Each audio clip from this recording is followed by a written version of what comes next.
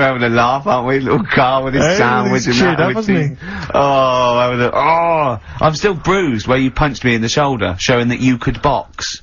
Yeah, to be fair though, Rick, you do think that you're now a professional boxer because you've been on the telly boxing. Yeah. No, he does. I mean, he laughs about it, but he does walk around thinking, yeah, I could probably handle myself in a street brawl. In fact, I walk around handling myself. Yeah. A lot of the time, don't I, Carl? And often Carl. Yeah, yeah. Oh, I love it's because his little round head. I've got another mate that's got a little bald head, and I'd like to squeeze it. I'd just like to see how far. Do you know what I mean? Like an egg, you can squeeze it that way, sort of sideways, and that hurts. But then squeeze it forward to back, it doesn't hurt so much, does it? Do you know what worries me though? I think if you ever actually did crack Carl's head, I think yolk would come out. Yeah, he was drawing, and I gave him a little karate chop on the back of the head, and he jumped. He spasmed. Sorry, you gave him a karate chop on the back of the head? Yeah. To be fair though, I think I'd spasm, Rick. If a man crept up behind me and karate chopped me in the neck, that's probably a natural reaction. Didn't I laugh, yeah, Carl? This is right, good laugh. Oh, so we got lots of little things to get through. I mean, look at his little face. You're right. We had a little lunch yesterday, didn't we? We did indeed. That was a nightmare. Yeah. I hate going out with you two. I was explaining to Carl, right? I like to excite Carl's imagination, right? And if it involves chimps or monkeys, all the better. Brains he likes, parts of the body, deformity. You know, I know where to, you know, what buttons to push. And I told him about this thing. I don't know if any of you out there know about this, but there's an experiment they did in the 50s, a clinical psychology experiment where there's your two hemispheres of the brain, okay? They're joined by a thing called the corpus callosum, right? Which is just a little flap of skin, like a little scarlet lead that joins your two hemispheres. And what they did, they cut that in half, and they thought it was a cure for schizophrenia, but what it turned out to be, or epilepsy, I think, I can't remember, was that your two sides of your brains didn't function together. You couldn't get information. I was telling Carl all this thing, and one of the things I told him was that they did it on a monkey, and it fought itself over a nut. Like, its right arm was connected, you know, by its left lobe of the brain, and it was fighting over itself. And Carl went, instead of like thinking this is amazing experiment, he went, would it have been happy if you'd given it two nuts? Yeah, I know. Well, you started off by explaining it, and I remember you mentioned, because I was watching the two of you as you were describing it to me, you said, of course, one side of the brain deals with, symbolism, and as you said the word symbolism, I noticed Carl drift away from looking at you, pick up his mobile phone, and start pressing buttons randomly.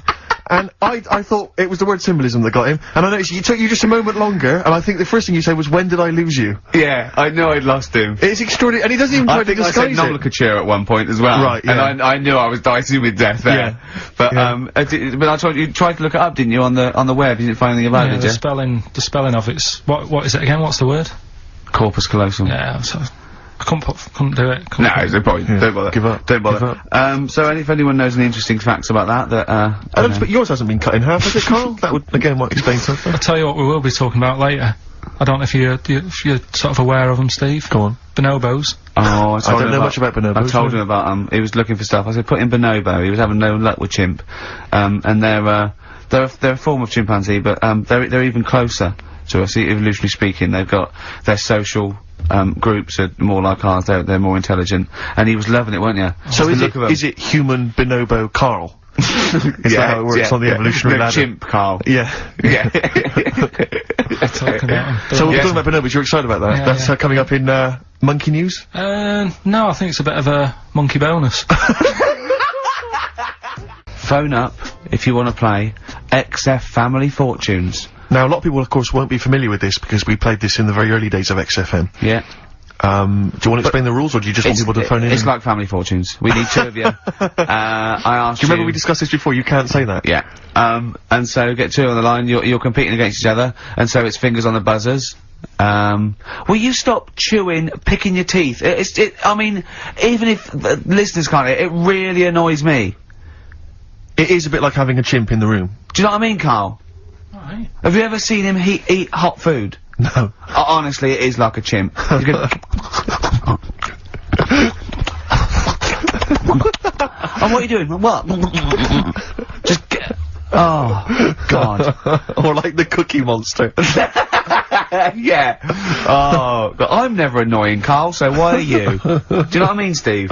You're so annoying. Have you been with him for trying to have lunch with Ricky? Yeah. It's the hardest thing possible. You wander around for hours. It's sort of a combination. It used to be bad even before he was a celebrity because he has a tolerance level. It's extraordinary. I mean, he is irritated by a car honking its horn in the street. It's like, I can't believe it. Let's go in here. I'm so angry.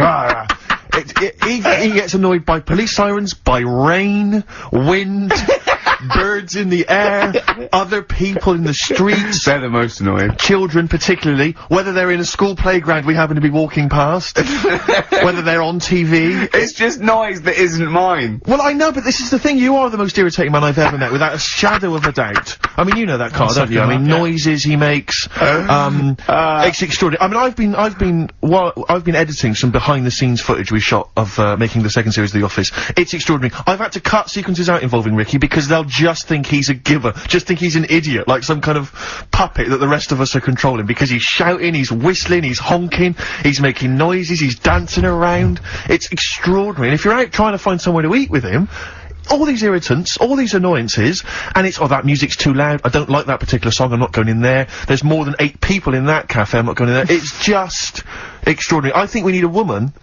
I'm thinking of hiring a woman, like a PA, to just go out ahead of us, scout ahead of us, go in, you know, and she can just come back and say, oh, sexist. Oh. Or a guy. Oh, that's or a fella. Oh, sexist. Or a fella. Just to scout ahead. Oh, I'm thinking of hiring a woman, subservient role. We couldn't hire him. Oh no. Oh, sexist.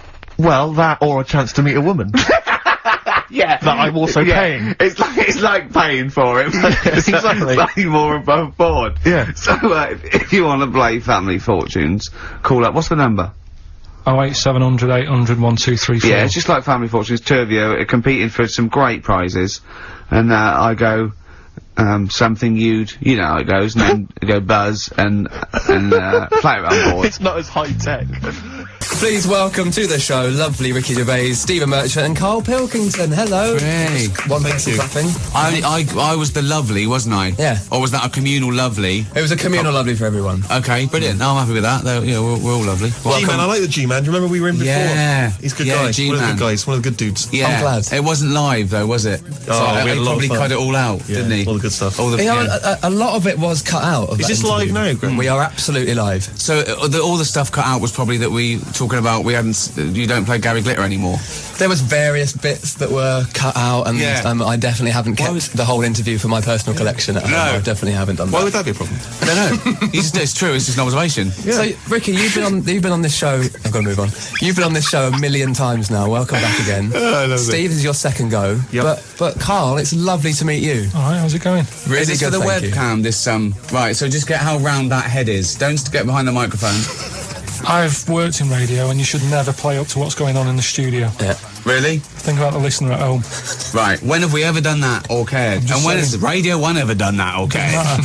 It's weird how now I'm back in a radio studio. That used to be my old job. I feel like I should be controlling a few things here. There's a few more people in here who don't need to be in here. How would you sort out the G-Man show then? What's disappointed you so far? Is there a bed playing under us at the moment? There is a bed, Get yeah. rid of that. You wanna get rid of it? I think that annoys people, that. Okay. It's almost like saying what these people are saying now isn't worth hearing, so it's that's a little true. bit of music. That's definitely true. Alright, yeah. put the music back What, so on. you want the music on or off? No, off. Okay. No, let's be interesting. Let's try and be interesting. Okay. Right, what else Go on do we then. do? What What else do did you change? You haven't got a wacky name, have you? It's just Greg James. Yeah, shall I get It's G-Man. shall I get my G-Man now. haircut? G-Man. No, don't G-Man. do that. You did that with me. You called me the K-Man. I hated it. Do you not like the game? Well, yeah, but you didn't like us calling you an empty-headed, shaven chimp moron either. That hasn't stopped us. No, you can't win with Karl. Anyway. Have you been to Radio 1 before, Karl? I have, yeah. I was on, is he still here? Still working here? Who? Nihal. Yeah? Yeah, He's still he there? was good. Oh, he's good He was now, good. yeah. He was alright. I met him. Lovely Yeah. fella. Good. A lot of changes, though, all the time in radio. You never know what you're getting. That's true. Yeah. But you've been here for a while now. Apart from 3 Fluff years. Freeman, I mean, he was around for about 120 years. So, yeah, maybe you'll be like Fluff one day. Hopefully, pop pickers. Yeah. So what are we talking about then? Well, I don't know. I mean, the lovely mean you thing. don't know? Well, no, I mean, talking about your new DVD. But Yes, we've got the DVD out of the animated show taken from the podcast of the same name, the Ricky Gervais Show. But everyone knows who's listened to it, and there's been a lot of people. We've had about 230 million downloads. Okay, this is on TV in America and England. The DVD's coming out around the world, right? And it should be called, and I know this. It should be called the Karl Pilkington Show because it is the musings of a little round-headed People struggle. twonk. People struggle with my name. do they? Really, why? Just the Pilkington. They can't say it. I don't know what's wrong. It's so easy. It's spelled as it looks. Yeah. Man, you've just been on Dale Winton's show. He called me Nigel. Normally it's a surname that's a problem. He called me Nigel. Seriously. What did you call him in return? No, well, I was a bit I was chuffed to be meeting him because I've watched him a long time. He's a big fan. I like Big In It fan, to aren't Win you? It. I was telling him about In It to Win It. He wasn't that interested though, was he? No. It was just like he treated me like some fan. He just went, yeah, thanks for that. You should have just called him Steve Wright. Well, yeah. I liked him though. He's a nice bloke, but he just annoyed me. Greg, are that's you all. familiar with Karl? Have you heard the podcast or seen the Absolutely. animation? I was going to say, well, I used to listen to the show on that radio station years and years ago when I was How at would school. you, if you're listening, say there's someone listening at home, right? They love you, they trust you, Yeah. they respect you. You are the demographic. These kids go, well, he's He like knows our what's going on. leader. Right. So, which I'm That's sure is true. frightening, isn't it? So, Yeah. you're not in school anymore, you're not being bullied, you're on the radio, you're all powerful. You got long trousers, I noticed. Exactly. I have. So, well done. So, yeah. how would you explain Karl to people listening at home who are not familiar with him? I think a muse, Yeah, he is. a wise sage. I can't get enough of him. I mean, myself and Stephen, we sort of probably come across as sort of like bullying media types, but it's purely to get out what I know is in Karl's head, and he sees the world differently. He is a proper artist. You ask him anything you want about any subject, and it's remarkable. And I did the podcast just to be in a room with him, asking him questions and teaching him stuff. Like we feel like we're. I don't know, it's like an Eliza Doolittle. We're trying to make him... Or we found something sort of and thawed it out. Yeah. And it was from an era gone by. One of my favourite bits is actually on this. I think it's the first episode of the series. Is the one? Not impressed, Karl? First episode? No, episodes 1 to 4 or 5, very, very weak. Do you think? Yeah. That's Honestly. unbelievable. He's trying isn't to it? sell this DVD. We're trying to sell a DVD around the world, and he comes out with episodes 1 to 4 very weak. But there was an ideal that you had about you thought that old people should kind of die and then a child falls out of them when they. Can you Let's hear explain the that theory theory? again. Because it's Yeah. a Well, no, he brilliant thinks that theory. people are living too long. I'm not What was gonna the? go Because over do you think that people are living too long? He this thinks was- people living too long, he said, because people can't die anymore, because when you're dying, someone suddenly sticks a new lung on No. you. Lung. There's A been new lung on loads you. of different theories. Yeah, There's and loads they've of all different been ideas. mental. Okay, let me hear, because I want to... My favourite one, which I don't know if it's the same one that you're talking about, but the aging backwards thing That's it. Yeah. is good. But then a fella nicked it, didn't he? Made a film out of it with Brad Pitt.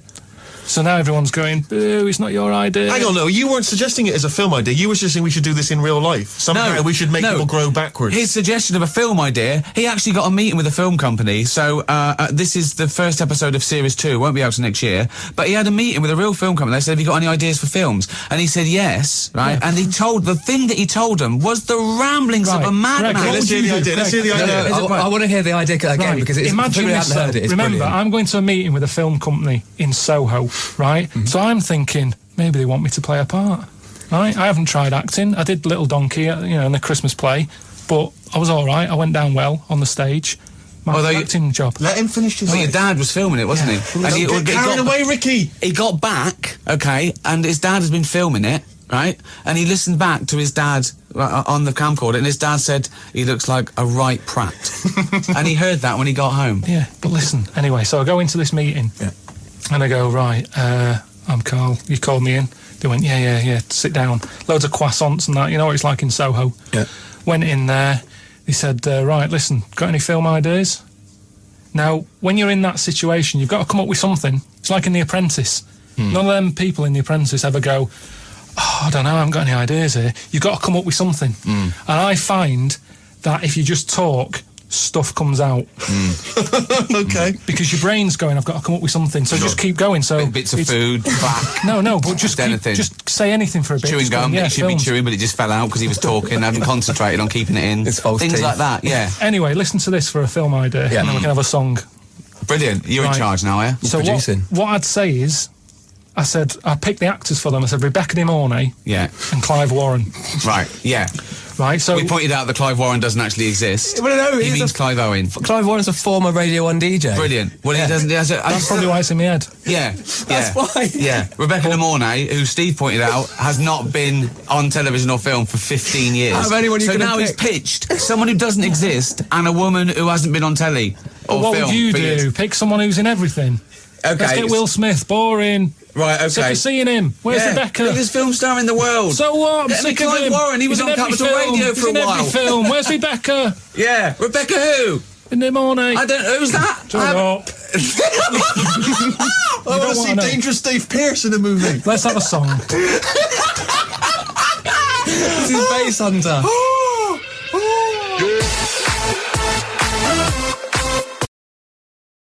That is Bass Hunter and Saturday Brilliant. on Radio 1. Steve's favourite. Do you like that one, Steve? Oh, man alive. If I'm not down a dance club, dancing to dance clubs. to dance club. I don't know. When they put on the gramophone and you cut the rug. Oh, yeah. Yeah.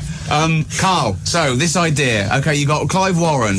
Rebecca De Mornay. Yeah, you got the big names. You got the big hitters. There's no one listening to Radio 1 who knows who Rebecca De Mornay is. No, Fair enough. she was in The Hand That Rocks the Cradle. Clive Warren does not exist. Ask him. Apparently, by coincidence, he was a DJ on Capital or something. Okay, but that's not what he meant. He thinks he means Clive. Well, he means Clive Owen. He just doesn't know anything about the film industry. So carry on. Don't worry about that because he's got a great idea. So Yeah, what was what's the the idea, idea? Carl? What was it? So anyone who's just tuned in now, Yeah. a bit confused. They've just put Yeah, the Carl radio was called for a meeting by a British film company and said, have you got any ideas? Just think of their faces. Just think of the executives' faces when he pitched them this. on. Right. So there's the cast. Yeah. Slip that over to him on a bit of They're paper. writing down Clive Warren. Wow, we haven't heard of him. Must be new. Wow, Right. this guy's fantastic. Rebecca De Mornay. Well, maybe he's doing a John Travolta that Tarantino did. He's bringing. It's amazing. Carl Pilkington's a genius. Right, what's the idea, Carl? Right. The idea is Go on.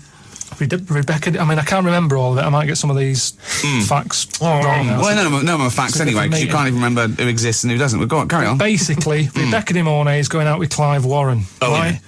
Clive Owen, as we now know it is. Clive Owen. He starts off all lovey-dovey. Yeah. They're in the house in the morning like they do in American films. Cornflakes, milk going everywhere, cat jumping about. Right, okay. Sun's out. That's like every everything's American happening. film we've ever seen. Cornflakes, milk goes everywhere, cat jumping about. What film was that? It happens a lot. Miss Doubtfire. Miss Doubtfire. She's not married in this one. So This is the anyway, prequel. listen. This was this. Politically correct Ms. Doubtfire is the Yeah, college yeah, years. yeah. This does me in this. Go on. So, there they are. Everyone's tuning in, going, this is a nice, pleasant film. Little love Yeah, story. the cat's going, man. There's Blah, blah, milk blah. everywhere. Yeah. Well, Anyway, Clive Owen and his girlfriend who's 20 years older than him. Yeah. Why isn't the cat licking up the milk that's everywhere down the walls and everything? The cornflakes. It's like the cornflakes. Go on, yeah. So- this must be an American film. The cat's being thrown around with milk. Clive Owen, Yeah. he leaves the house. She's waving to him out the window, cleaning up the milk, going, oh, I can't wait to see you, mouthing that, I love you and all that Yeah. out Yeah. the window. Yeah. Bus comes, dead. Right. Well, Owen. Clive Owen. Clive Owen's Yeah. dead, right? Right. She's devastated. Yeah. Of course. She thinks she's lost a lover. No, Anyway, yeah. she goes to the Got doctor. a cat to deal with. Yeah, and the dead no body. point crying Goes to over the spilled milk. doctor, What? Yeah. says, oh, I'm sick of this, I'm depressed, I really miss him. The doctor, he goes, listen, got a bit of good news. We can now put a bit of his brain in your head. Right. Well, as I pointed out, why in the name of Christ would they Because- ever have that done? Why would because- anyone have a bit of their dead boyfriend's brain put in their head? Well, you haven't been in the situation, so you can't say No, that. and I never will be, because I No. will say to that doctor, I'm having you struck off, you're a maniac. Listen, Call think the about it, police. think about it. Go on. I think Suzanne would want it, my girlfriend would want this. Definitely If not. I got hit by a bus, the human brain is in 2 bits. They found out recently. In fact, here's a bit of new information that wasn't on the podcast Go when on. we were talking It's about an this. exclusive. Yeah. It is. If you are studying medicine, turn off the radio now. Right, people will email in with this. Okay. It'll be on my side. We've got 3 brains. I've just dropped that one into you. Right, what So does that anyway- mean? What? What does that Three mean? brains. You mean me, you, and Ricky? We've have got to three finish the brains film between- idea, but listen. Go on. There's a film in you. There's a brain in your stomach. Jesus. Honest to God. Only if you're a cannibal. Honest to God. Right, So go anyway, on then. so let's move on. Yeah. So anyway, so if I said so, I'm mixed up here now. I don't know. Am I telling you the film idea? Yes. Yeah. Right then. So You're Carl Pilkington. Rebecca De Mornay, she's missing her husband. The doctor says we can now take a bit of his brain out and put it in your Doctor brain. says, I haven't seen you for 20 years, love. Yeah. What do I remember you from? Oh yeah, were you it's not a Let me just cradle. IMDb you. No hits. No, you haven't come up, love. Anyway, the idea is Go on. is that the brain, she has half of her brain taken out. Right. Half of Because anyone would Clive's. do that. So she's had some of her brain removed. They've not just bolted a bit of his brain on. No, moved. Right. Okay. Right. So she's lost some of her brain. Okay. Yeah. She's now a vegetable. but Voluntarily, yeah, okay, yeah. They Right. put in his half. Yeah. So when she's going about a day in the morning, she's knocking the milk over again and milk everywhere and the cornflakes. Of course she is now. She's got half a brain missing. She probably can't even walk. So Clive's still going, oh, you silly sod, and all that. Yeah. And she's going, oh, I know. It's like the old times. But Right. she's still living with him because she's getting his memories and sight and stuff. Right. He's always seeing what she's seeing. They can chat. Yeah. And basically, it just goes to show how you can have, like, how love is like a love of two brains. Absolute. Oh, Wow. One of the most stupid ideas for a film I have ever heard in my life. No. Well, I mean, just an idea, So isn't now it? it's so now Clive Owen's not even in it. It's just his voiceover. So now it's Rebecca De Mornay going around knocking over milk because she's She's essentially a vegetable. yeah, exactly. Yeah, brilliant. the thing is though, and those sort of chats are exactly why this. I mean, it's a load. I mean, the chats are a load of rubbish like that. Oddly enough, though, They're that's so going to be on successful. ITV drama in 3 weeks' time. Yeah. Yeah, it will be. And Yeah. everyone will be saying, that's good. Who's come up with that? Carolyn I never Quentin get and the Jimmy phrase. Nesbitt Do you know what, in Greg? The I've Love come of up- Two Brains. I've come up with loads of stuff Yeah. that I see on the Dragon's Den. No, you I've haven't. told you about. I came up with a clippable mat. That was a good idea. You went poo-pooed it. Yeah. I came up with a see-through toaster. Someone's done it. Right. And I came up with something else. Do you know, we asked him what the best invention he's ever seen was. He said, mops they put on cats' feet. Because he said, because cats never do anything around the house. That's the best invention. No. Unbelievable. Well, what does your cat do? I don't know why you have that cat. Does me head in. Does nothing around the house. Mopes about, does nothing. All I'm saying is stick some little mops on its feet, and when it's rolling around doing nothing, at least it's cleaning something. and that is why this is one of the most successful podcasts ever made. You've got to go, I think. You've got to go somewhere else, haven't you, in a second? Yeah. But thank you so much for coming in. Hey, if you're in Bournemouth, Brighton or Birmingham, I'm coming to see you next week with my live tour, Science. Steve, got anything to flog? What else you Fridge got? freezer. Carl, last word, why should they buy this DVD? Just because, I don't know, really. Just a Brilliant. nice- See you in Bournemouth. Bye, everybody. Tatty bye. Tatty bye. Questions for Carl, just to sort of try and tap into his brain, see what's going on there. Yeah. The questionnaire that is often featured at the end of the TV programme Inside the Actor's Studio. If heaven exists, what would you like to hear God say when you arrive at the pearly gates? Is that how it works? Oh. No, What do you I'm- mean? What's the question? Well, I don't know. Do you hear so many other things that you have to go through other gates? I can't imagine him being on the door, is what I'm saying. If he owns a place, what's he doing there? He could put anyone on it. It's St. Peter, isn't it, who's normally minding the gates, famously. Right, so it's him asking me. Okay, well, let's say it's St. Peter. No. You go through the gate. Peter goes, oh, you're expected. He's got an appointment. We're going through to God. Go through a few doors. Go up top floor. Right, past the executive washroom into his big office. Okay, that overlooks the universe. So what? So you've gone in to see God, it's an audience with God, you've died, you've gone to heaven, and what would you like God to say to you at that point? Probably just say, you've done well and that in your life. You never did anybody any harm. So, welcome to heaven. Any problems, give us a shout. Here's a little layout of like a little map. It's kind of like. I love this. This is a great answer. And my favourite one is you never did anyone any harm. That's great. That's a brilliant thing for God to say. Yeah. So hang on, he's giving you a little map. So he's got a little map of the area. Map, It's and he'll big. sort of say, this is where you go for this is where you go for that. I'd probably ask him about the ghost situation. I'd say, am I now a ghost then? Or is this just like another planet that I've come onto? Right. I don't know if he'd answer that. I don't know if he'd be sort of a bit, Bit cagey. yeah, a little bit like, well, I don't want to panic you and stuff. I'd say, right, is it right that I can see past family and that? Because to be honest, I'd probably prefer to stay away. He doesn't even want to. No, but because the thing is, if That's you've done amazing. I've done all that in this life, so it's about moving on to another life and meeting different people, isn't it? Yeah. Otherwise, what's the point? It's just Yeah. like the same all over again, but everywhere's white. I mean, I don't know if it is like Do you this. think I'm God would like this podcast? Well, I suppose it just kills half an hour, doesn't it? Well, yeah, but time's not a problem for him, is it? Yeah, it is, because he lives for ages, so he needs loads of filler. I bet he's, you know, doing stuff that he's just like, I'm not really into this, but it's something to do, isn't it? Sudoku and stuff.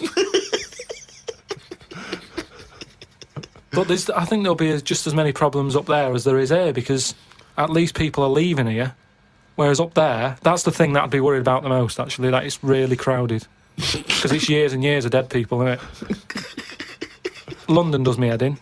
Up there, it's going to be well busier than that.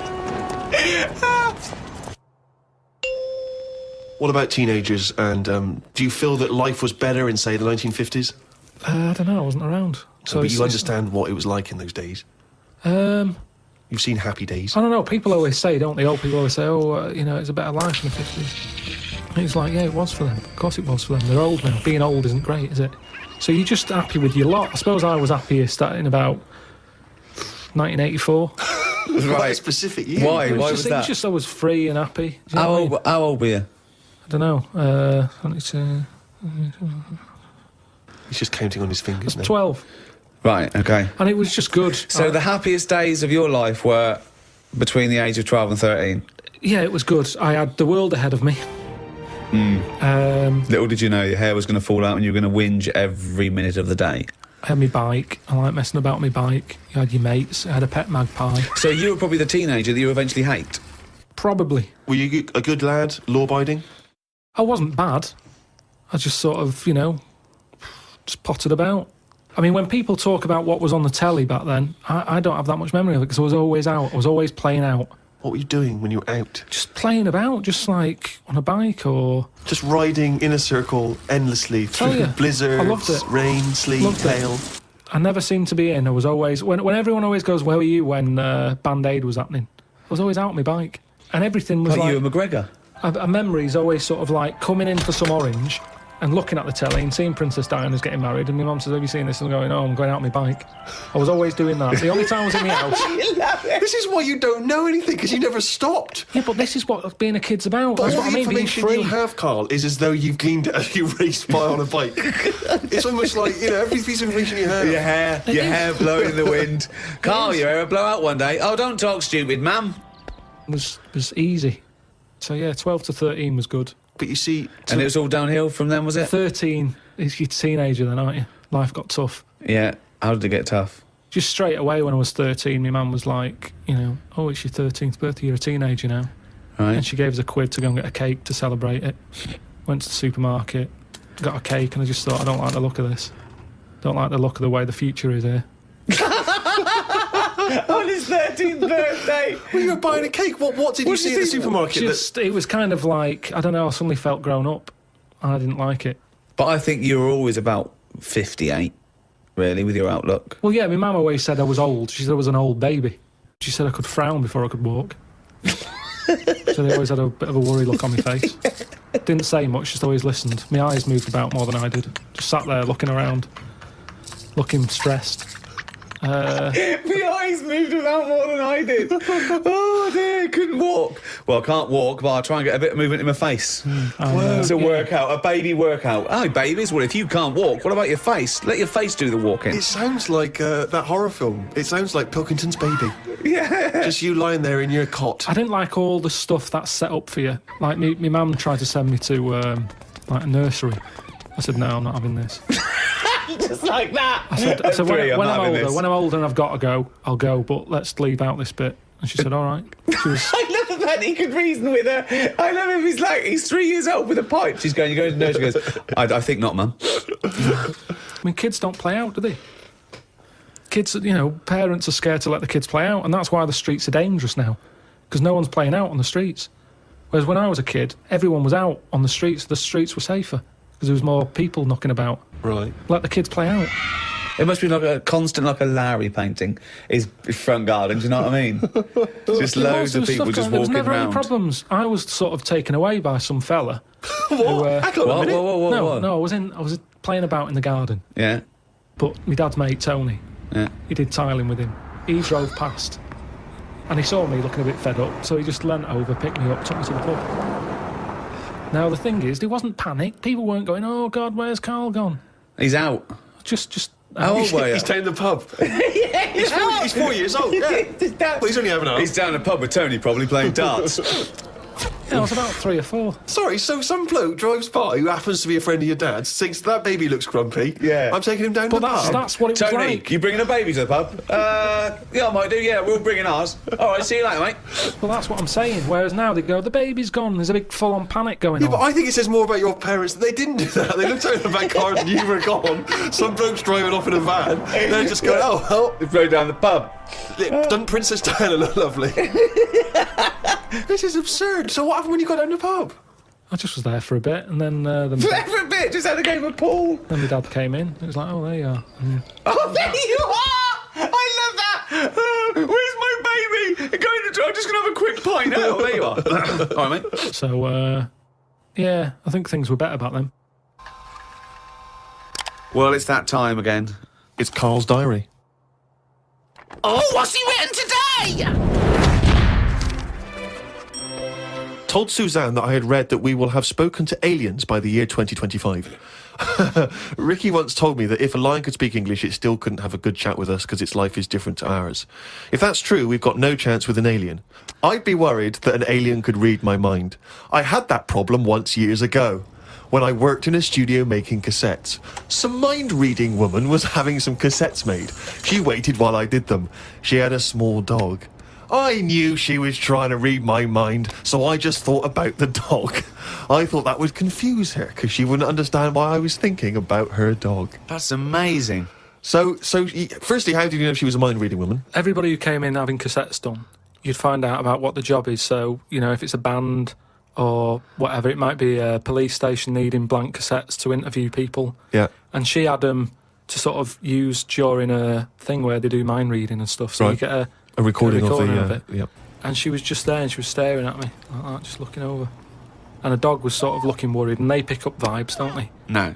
They do. And why was Were they looking... I'm not being funny. Were they looking at the roundness of your head, do you They think? were just looking at me, and I was sort of panicking a bit. And the more that I was thinking she's reading my mind, I was thinking she knows that I know that she's reading my mind. So I just stopped thinking about her reading my mind, thought about the dog What were you thinking about the dog? running about on the beach. He remembers what he was thinking. No, just so she thought, oh, hang on a minute, it's not his mind, it's the dog's mind I'm picking up. Oh, so you thought she'd go, oh no, I'm getting all tangled up. I've got a cross line here.